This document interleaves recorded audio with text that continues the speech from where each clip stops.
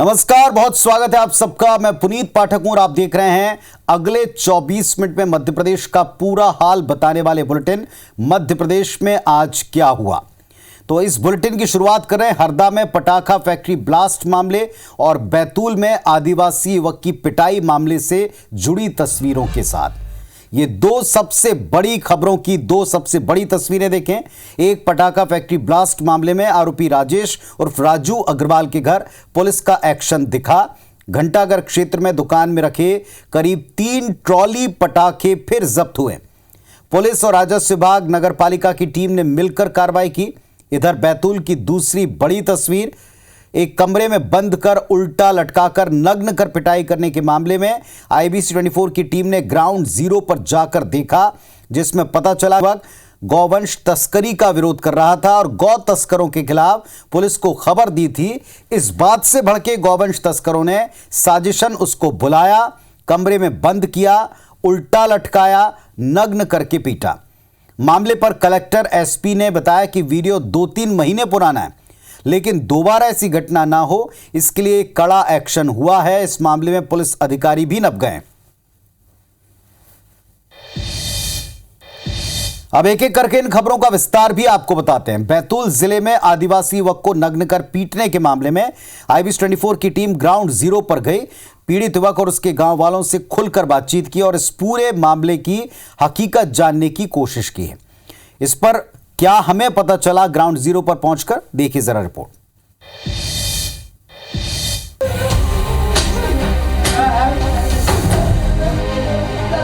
बैतूल में आदिवासी युवक को उल्टा लटकाकर पिटाई करने का मामला अब तूल पकड़ता जा रहा है। ऐसे में IBC 24 की टीम ने ग्राउंड जीरो पर पहुंचकर पड़ताल की तो पाया कि पीड़ित युवक गौवंश तस्करी का विरोध कर रहा था और गौ तस्करों के खिलाफ पुलिस को सूचना दी थी। इससे नाराज गौवंश तस्करों ने साजिश के तहत उसे बुलाया और उसे नग्न कर उल्टा लटकाकर पीटा। हमारी तो बात ऐसी हुई, ये गौ तस्करी होती है। हम 2-3 बार हमने कोशिश की उन लोगों को रोकने के लिए। यहाँ गांव में इनकी डेली की डेली 4-5 गाड़ियाँ निकलती हैं यहाँ से। पास ये चैंड दादा है, चैंड दादा करके सुना हूँ, मैंने देखा नहीं हूँ उनको अभी तक के। चैंड दादा है, उनको हर गाड़ी के 5,000 रुपये मिलते हैं और डेली के कम से कम 4 से 5 गाड़ियाँ निकलती हैं यहाँ से। पुलिस ने कोई कार्रवाई नहीं की है। मैंने कम से कम आज से 8-10 बार फोन कर चुका हूँ मैं पाटर चौकी पे। कभी जैसे विरोध तो गोवंश तस्कर का हमेशा ग्रामीण लोग करते थे, लेकिन पता नहीं उन्हें ही विशेष तौर से क्यों उठाया गया और उनके साथ इस प्रकार मारपीट की गई। और ये बहुत ही निंदनीय है कि इस प्रकार की घटना हो रही है और यहाँ पे शासन प्रशासन कुछ कार्रवाई नहीं कर रही है। वहीं मामले को लेकर जब सांसद दुर्गादास उइके से संपर्क किया गया तो पता चला कि ये वीडियो 2-3 महीने पुराना है, लेकिन दोबारा ऐसी घटना ना हो इसके लिए कड़ी कार्रवाई की गई है। सांसद का कहना है कि गौ तस्करों के खिलाफ कड़ी कार्रवाई की जाएगी, जिससे प्रदेश में गौ तस्करी बंद होगी।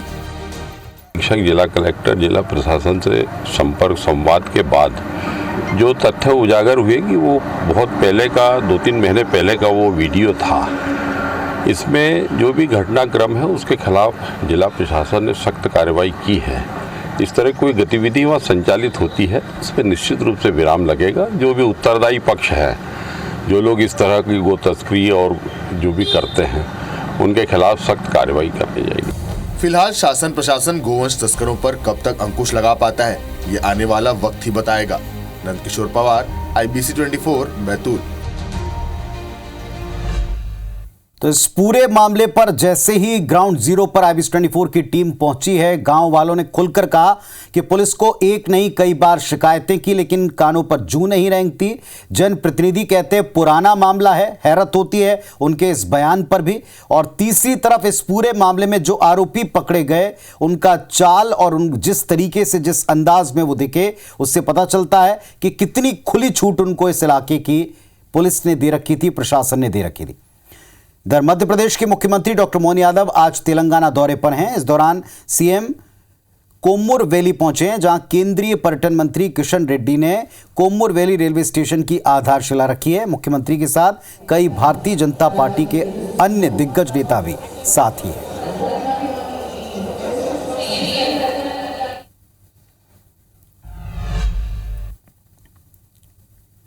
इलेक्टोरल बॉन्ड के ऊपर सुप्रीम कोर्ट का फैसला आने के बाद में कांग्रेस ने इस पर तीखी प्रतिक्रिया दी है।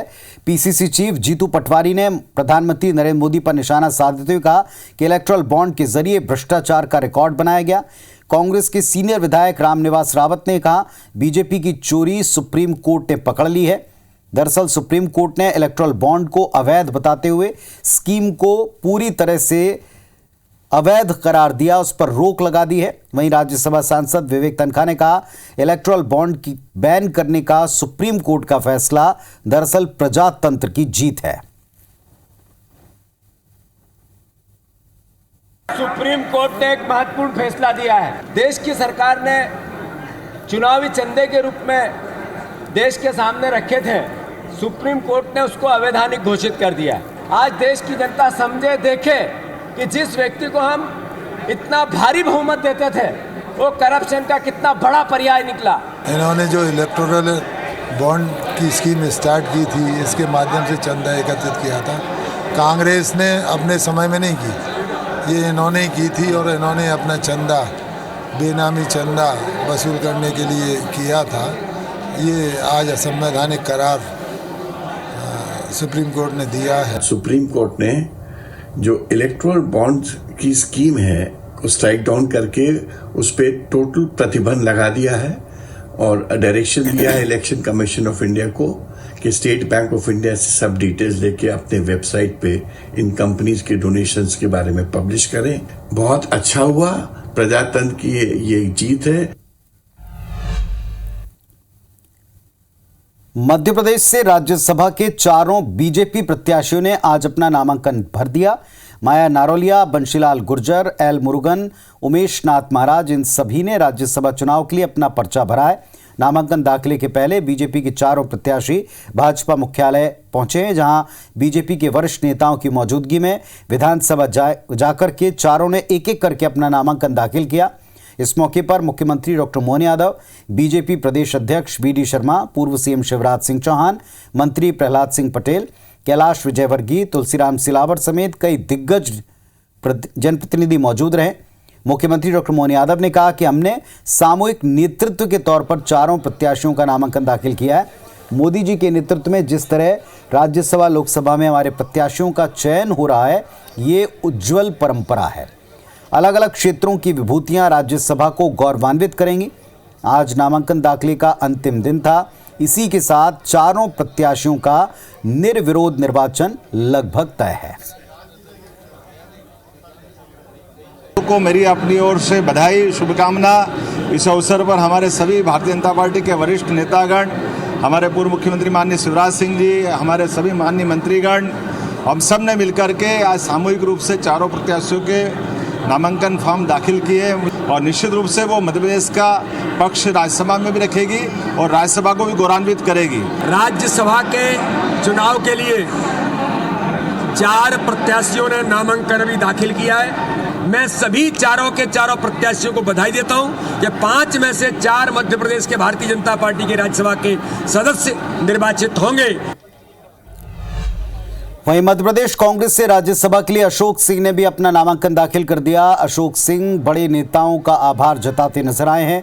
राज्यसभा पहुंचने से पहले जीतू पटवारी ने मीडिया से बातचीत में कहा कि 42 साल के अशोक सिंह कांग्रेस के लिए लगातार संघर्षरत रहे हैं। अशोक सिंह जमीनी और अनुभवी नेता हैं। नेता प्रतिपक्ष उमंग सिंघार ने एक बड़ा बयान देते हुए कहा कि सिंधिया का किला ध्वस्त करने में अशोक सिंह की भूमिका रहेगी। चंबल में एक नई शुरुआत हुई है। वहीं पूर्व पीसीसी चीफ अरुण यादव ने अशोक सिंह के लिए कहा उनके अनुभव का लाभ पार्टी को मिलेगा। रामनिवास रावत ने भी राज्यसभा उम्मीदवार चुने जाने पर अशोक सिंह को बधाई दी है।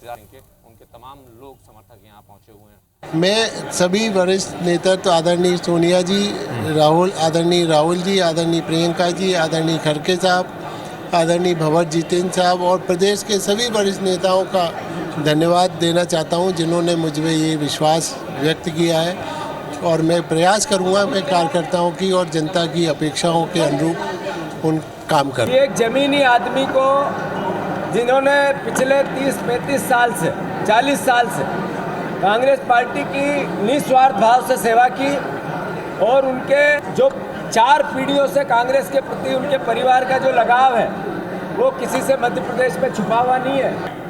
मध्य प्रदेश के अंदर मुख्यमंत्री जी को यादव जी को बनाया गया तो यूपी और बिहार के हिसाब से बनाया, लेकिन मध्य प्रदेश के यादव और सिंधिया जी के चंबल के अंदर सेंधमारी के लिए हमने कांग्रेस की तरफ से एक शेर दिया है अशोक सिंह जी की तरफ से। तो निश्चित तौर से हमारे चंबल में सिंधिया का जो किला है उसको ध्वस्त करने में अशोक सिंह जी एक बड़ी भूमिका अदा करेंगे। अशोक सिंह जी की सेवाएं, पार्टी के लिए सेवा, समर्पण और पार्टी के लिए लगातार काम करते रहे, इस पर से पार्टी ने उन्हें चिन्हांकित किया। छिंदवाड़ा सांसद नकुलनाथ ने जिले के आसपास रिंग रोड और गुणवत्ता युक्त सड़कों के पुनर्निर्माण के लिए केंद्रीय मंत्री नितिन गडकरी का शुक्रिया अदा किया। नकुलनाथ ने जिला विकास समन्वय एवं निगरानी समिति की बैठक ली। कलेक्टर दफ्तर में हुई इस मीटिंग में सांसद नकुलनाथ ने शहर में बढ़ते सड़क हादसों और अव्यवस्थित यातायात, माचागुरा जलाशय से सिंचाई के लिए किसानों को पर्याप्त पानी न मिलने पर नाराजगी जताई। उन्होंने अफसरों को व्यवस्था में सुधार के निर्देश दिए हैं। नगरपालिका की आर्थिक हालात पर बात करते हुए कहा कि वे इस विषय में मुख्यमंत्री डॉक्टर मोहन यादव से बात करेंगे। छिंदवाड़ा शहर में इतने सारे एक्सीडेंट्स हो रहे तो मैंने एक मीटिंग बुलाई है और कलेक्टर साहब को कहा है कि ये एसपी और यातायात पुलिस से बैठ के एक मीटिंग करें और उसकी रिपोर्ट मुझे दें। एनएच इंजीनियर डिपार्टमेंट है और जो सुधार हुआ है मैं उसके लिए गडकरी जी को शुभकामनाएं देता हूं। कर्मचारी को भी पेमेंट नहीं मिला, क्या करने वाले? मैं मुख्यमंत्री जी से बात करूंगा, उनको चिट्ठी। मध्य प्रदेश में पटवारी भर्ती परीक्षा फर्जीवाड़ा मामले में बीजेपी सरकार ने क्लीन चिट दे दी, जिसके बाद चयनित अभ्यर्थियों को ज्वाइनिंग के निर्देश हैं। पटवारी भर्ती परीक्षा शिवराज सरकार के दौरान हुई थी। गड़बड़ी के कई आरोप इस परीक्षा पर लगे। इसके बाद तत्कालीन मुख्यमंत्री शिवराज सिंह चौहान ने जांच का निर्देश दिया था। वहीं अब जांच कमेटी ने पटवारी परीक्षा को पूरी तरह ठीक बताया, क्लीन चिट दे दी। लेकिन कांग्रेस ने इस फैसले पर ऐतराज जताया। कांग्रेस प्रदेश अध्यक्ष जीतू पटवारी ने कहा कि इस आधार पर एक क्लीन चिट है, ये सरकार ने बताया ही नहीं। सरकार अभ्यर्थियों को अब भी धोखे में रख रही है। प्रदेश की जनता को सच जानने का अधिकार है। उधर बीजेपी कहती है, हम शुरू से कह रहे थे कि कोई गड़बड़ी नहीं हुई, लेकिन कांग्रेस ने भ्रम फैलाया था। बच्चों को इस पर शंका थी, आपने उसको क्लीन चिट दी कि कोई एक एग्जाम हुई और बिना घपले और घोटाले के हुआ ही नहीं। कांग्रेस के आरोप थे सारे झूठे साबित हुए। हमेशा से कांग्रेस झूठ बोलने का, भ्रम फैलाने का काम करती है, वो एक बार फिर साबित हो गया। और इस वक्त एक बड़ी खबर आपको बता दें, मध्य प्रदेश के पिपरिया से हाईवा ने बुजुर्ग राहगीर को रौंदा है। मौके पर गुस्साए लोगों ने ड्राइवर की पिटाई कर दी और इस पिटाई का वीडियो भी सोशल मीडिया पर वायरल हो रहा है। पुलिस ने लोगों पर मामला दर्ज किया है। सुहागपुर थाने के शोभापुर की घटना है। तो एक हादसा हुआ और गुस्साए लोगों ने ड्राइवर को पीटा है। ये खबर आप देख रहे हैं पिपरिया से। सड़क हादसे में एक व्यक्ति की मौत हो गई। मौके पर गुस्साए लोगों ने ड्राइवर को पीटा है। पिटाई का वीडियो सोशल मीडिया पर वायरल है। सुहागपुर थाना क्षेत्र लगता है जहां का यह मामला है, जहां ड्राइवर को रोक करके पीटा गया है। सुहागपुर थाने के शोभापुर की घटना बताई गई। तो हाईवा ने एक बुजुर्ग राहगीर को रौंद दिया, जिसके बाद गुस्साए लोगों ने ड्राइवर को पकड़कर सरेराह पीटा है और पुलिस के हवाले किया है।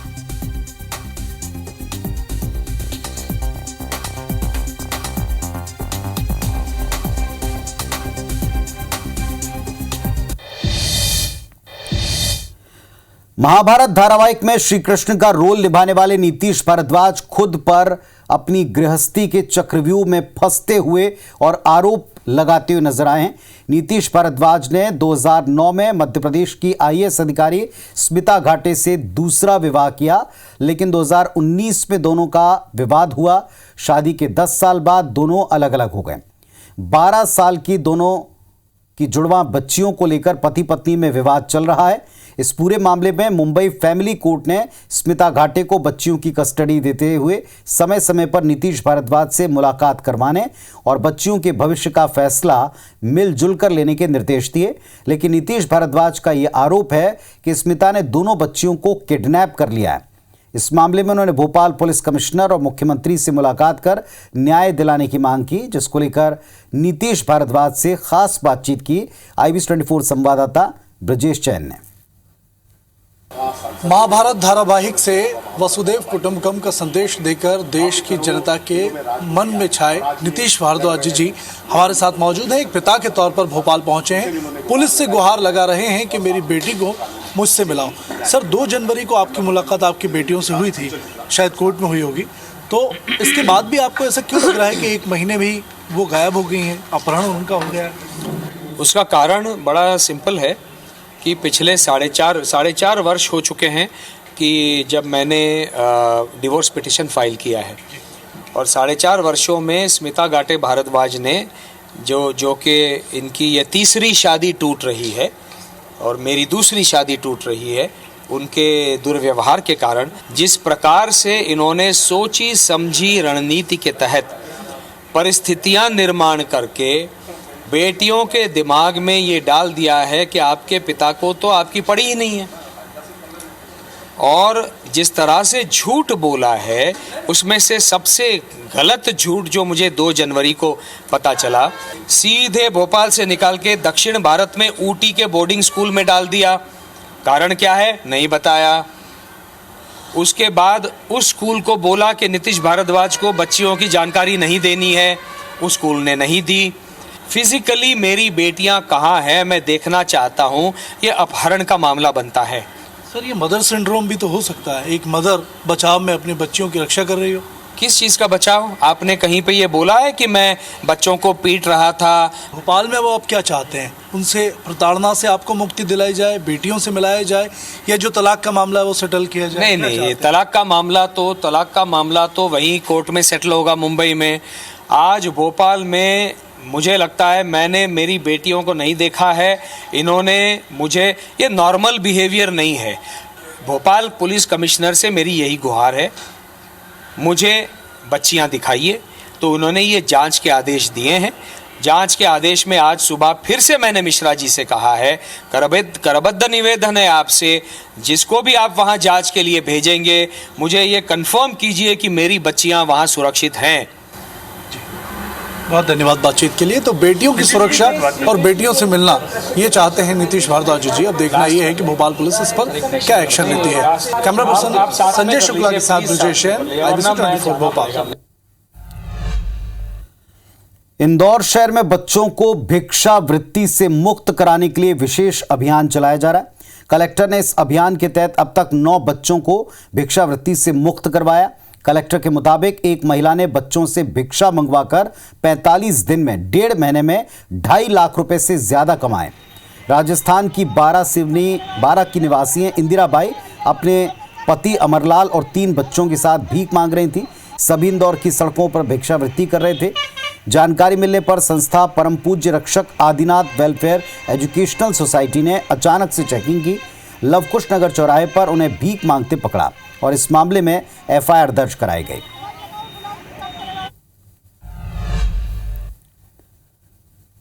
तो मध्य प्रदेश की खबरों में फिलहाल इतना ही, लेकिन छत्तीसगढ़ की खबरों का पूरा अपडेट देखिए अमरबानी अमरकोट में अब से कुछ ही देर बाद। नमस्कार।